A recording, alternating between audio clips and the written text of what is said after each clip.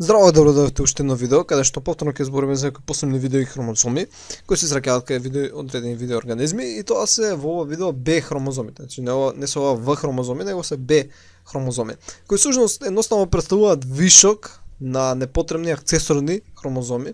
Значи кој што може да видиме дека на оваа слика, значи имаме некој си кариотип, и овдека имаме Б хромозоми. Значи ова е вишок, ова е вишок, ова е вишок, и како што може да видиме бележени се. И обично имаат некоја топчеста форма која е скоро целосно хетерохроматин.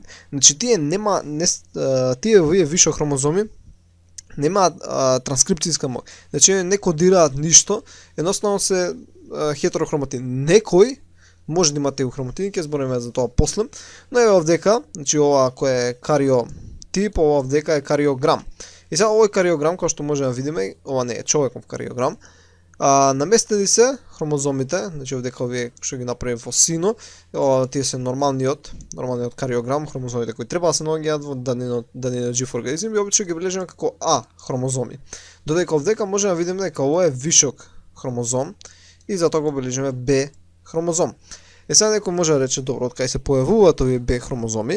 Тие всушност се појавуваат при неправилна распределба на генетскиот материјал, значи како што имаме клетката, и нели ги имавме кога ќе се наредеа хромозомите од централната рамнина, екваторијална рамнина, и после ќе беа повлечени кон страните.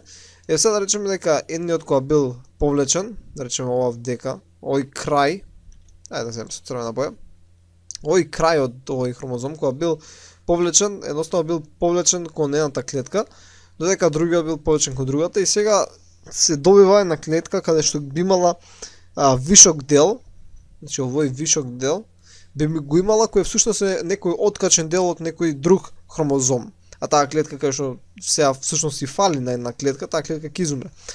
Сега овие Б хромозоми, како што рековме, бидејќи се од хетерохроматин, немаат никаква транскрипцијска активност, често и не се пренесуваат од една клетка на друга, иначе ги има само некоја клетка и понатаму ќе ги снема. Но забележано и кај луѓе, значи ова би ги рекол што реков, почесто се случува во растенија, значи почесто се случува во растенија, бидејќи растенијата, како што рековме пред неколку видеа, се полиплоидни, значи имаат голем број на N. Значи кај нас имавме до 2N во соматски клетки, они имаат многу поголем број на N, имаат огромен број хромозоми, и ова многу често се случува да имаат вакви Б хромозоми кои се наоѓаат, кои се аксесорни и се безпотребни на некој начин. Сега некои автори сметаат дека овие Б хромозоми всушност помагаат за некои растенија да се прилагодат, значи овие Б хромозоми помагаат на некои растенија да се прилагоди на различни надворешни услови, дали на посилно сонце или на некоја си почва која има дадени некои хемиски соединенија во неа. Така. Сега ова се некои студии кои се правени, не е здраво за готово земено, но сепак сметаме дека може би имаат некаква функција која не е смислена да биде, но едноставно е.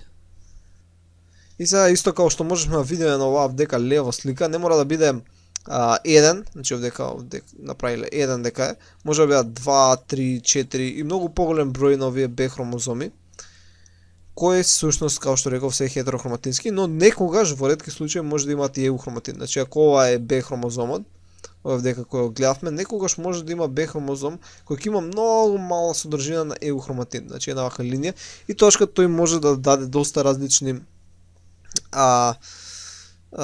промени да донесе, бидејќи тој еухроматин сега ќе се транскрибира и ќе се направи месенџер RNA, и таа месенџер RNA сега ќе направи некој си протеин.